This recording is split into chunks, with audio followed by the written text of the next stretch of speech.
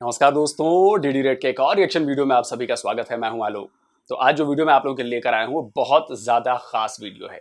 ये वीडियो है राष्ट्रीय राइफल्स मोटिवेशन। तो आप लोगों को पता ही है कि राष्ट्रीय राइफल्स क्या है, ये क्या काम करती है। नहीं पता तो मैं आपको वीडियो के बाद में बताऊंगा।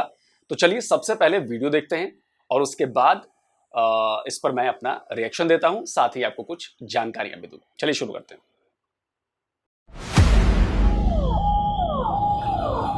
आतंकवादियों ने भागने के इरादे से हमारे ऊपर फायर शुरू कर दिया। 3 खूंखार आतंकवादियों को मार गिरा और किसी भी सिविलियन की जान और माल का नुकसान भी नहीं हुआ। खिड़कियों पर नजर रखना, वहाँ मूवमेंट हो रही है। 18 घंटे का टोटल ऑपरेशन था। जब गोलियां चलनी शुरू हुई थी तो उस इलाके में कम से कम 200 सिविलियन थे। एक डिस्ट्रिक्ट कमांडर को एलिमिनेट किया था। टेररिस्ट फायर करते हुए घर से बाहर निकला। 2 या 3 सेकेंड के टाइम था, तो उस टाइम मैंने एक टेररिस्ट को न्यूट्रलाइज किया। निकल रहे होते ऑपरेशन के लिए, अपना गियर डाल रहे हैं, हथियार उठा रहे हैं, हथियार मैगजीन डाल रहे हैं, राइफल कॉक कर रहे हैं, तो एक सेंस ऑफ रिस्पॉन्सिबिलिटी आती है कि हाँ मैं जो भी काम करने जा रहा हूँ it is for a good cause.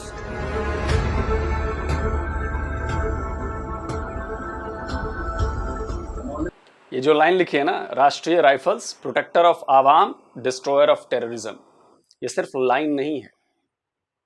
पिछले अगर मैं देखूं तो 90 से लेकर अब तक 10 साल और 22 साल, पिछले 32 साल में राष्ट्रीय राइफल्स ने दिखाया है कि काउंटर इंसर्जेंसीज या काउंटर टेररिज्म जो ऑपरेशंस होते हैं वो कितनी कामयाबी से ये लोग करते हैं।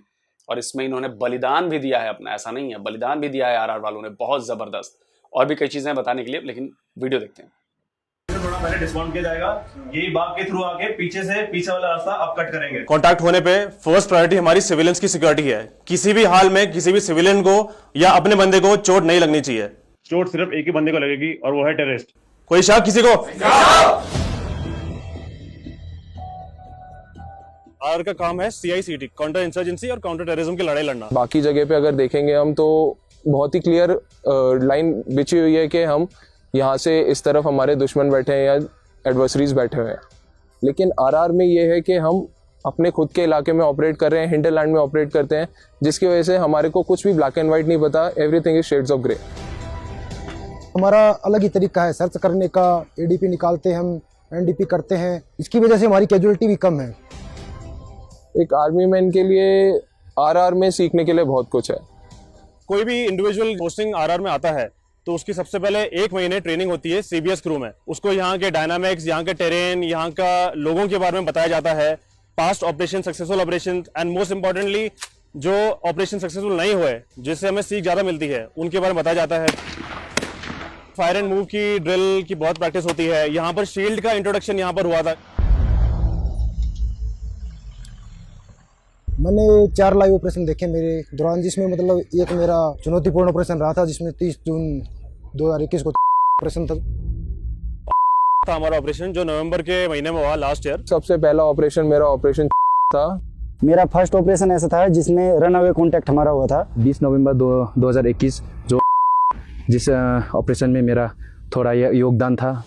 हमारे को लगभग 1 से 1:30 बजे के करीब हम लोग को इन्फॉर्मेशन मिला था। मेरे साथ 2 बड़ी पेड़ था जो मैंने बाएं की तरफ लेके जाके घर का कॉर्डन करके मतलब टेररिस्ट को रोकना था। जिस तरफ मैंने कॉर्डन को होल्ड करना था तो उस तरफ टेररिस्ट भागते हुए आया है।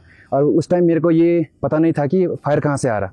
तो उस टाइम मेरे अपने जवान को बचाते हुए, अपने बड्डी को बचाते हुए, तो मेरे को commander as a close commander होने के नाते कि मेरा फ़र्ज़ ये था कि मैंने अपने बंदे को कैजुअलिटी से बचाना है और टेररिस्ट को भी रोकना है। मेरे सामने लगभग 80 से 90 मीटर के सामने टेररिस्ट मेरे सामने आया है। 2 या 3 सेकेंड के टाइम था। उस टाइम जब मैंने अपना वेपन ऑलरेडी मेरा कॉक था तो उस टाइम मैंने एक टेररिस्ट को न्यूट्रलाइज किया। सबसे पहला ऑपरेशन मेरा ऑपरेशन था। सिविलियंस यहाँ पे भारी मात्रा में थे, तकरीबन 150 के करीब सिविलियंस थे उस इलाके में, जिसको हम लोगों ने बाहर निकाला था। एंड इसके बाद में फायर फाइट पूरी रात भर चला था और सुबह के टाइम में 2 टेररिस्ट थे जिनको हमने न्यूट्रलाइज किया था। 26 जून से खबरें मिलना शुरू हुई थी कि के आसपास मूवमेंट है। 3 आतंकवादियों का मूवमेंट था उधर। उसमें हम 27 जून से 3 दिन और 3 रात से खाने और पानी के अभाव के साथ कठिन पहाड़ियों और घने जंगल के इलाके में 3 दिन से तैनात थे। और जैसे ही हमारे को 30 जून को खबर मिली कि के घर में 3 आतंकवादी छुपे हुए हैं, तो हमारी टीम ने दौड़ते हुए, भागते हुए, लोकल सिविलियन से छुपाव हासिल करते हुए जल्दी जल्दी कॉर्डन काटा। जैसे कॉर्डन काटना शुरू किया हमने तो आतंकवादियों ने भागने के इरादे से हमारे ऊपर फायर शुरू कर दिया। और हमारे ऊपर एक चुनौती थी कि मतलब दिन का समय था, 11:30 का समय था, तो लोकल सिविलियन में भगदड़ मच गई। जैसे फायर खुला तो लोकल सिविलियन में भगदड़ मच गई। तो वो हमारी चुनौती थी, मतलब सिविलियन भी नहीं मारना चाहिए और आतंकवादी को मारना है।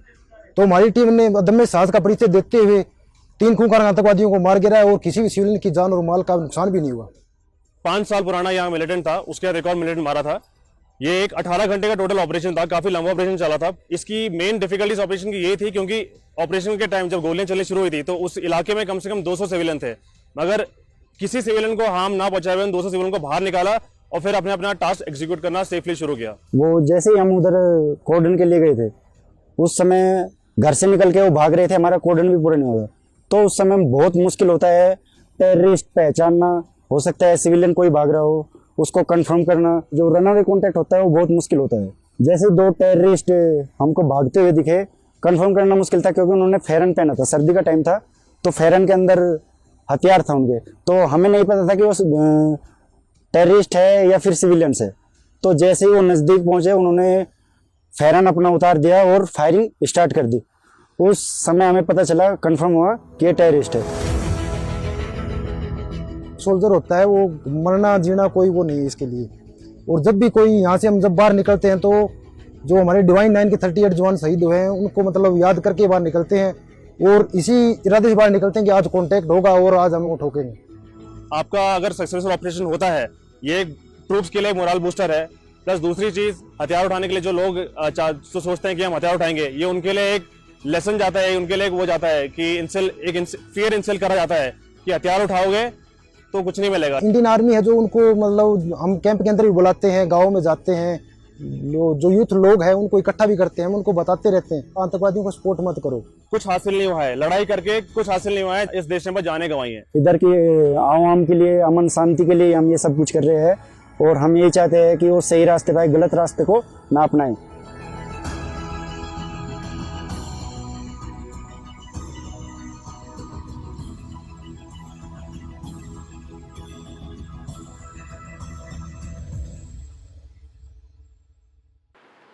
सही बात है, वॉरियर पैदा नहीं होते, इंडियन आर्मी उन्हें बनाती है।